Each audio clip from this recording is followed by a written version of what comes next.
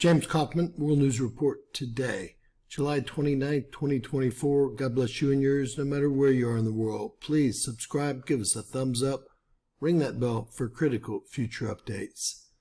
White women for Kamala Zoom call, a cringe fest of guilt and segregation.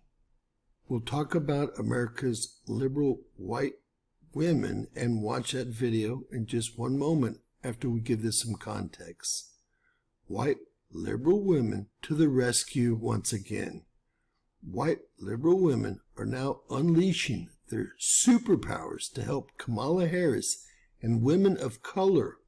According to reports, over 200,000 white women were on the White Women for Kamala Harris Zoom call over the weekend.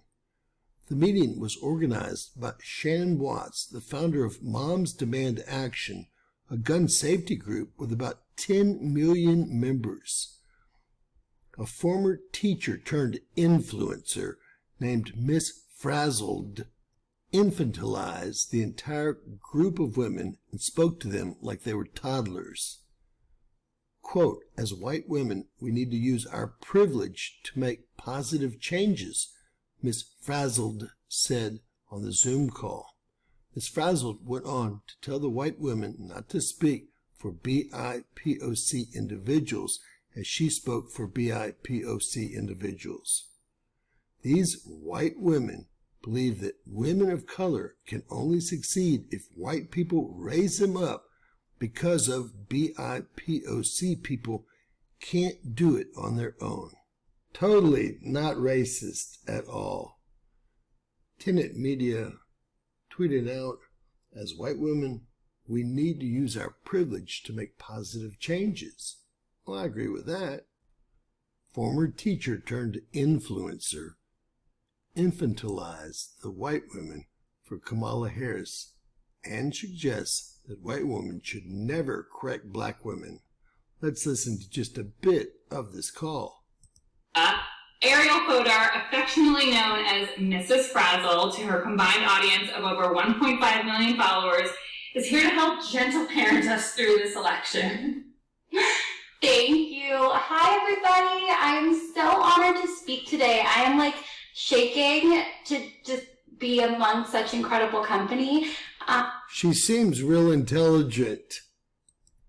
We are here because, as if you were here earlier, you've heard BIPOC women have tapped us in as white women to step up, listen, and get involved this election season. This is a really important time, and we all need to use our voices and influence for the greater good. No matter who you are all influencers in some way.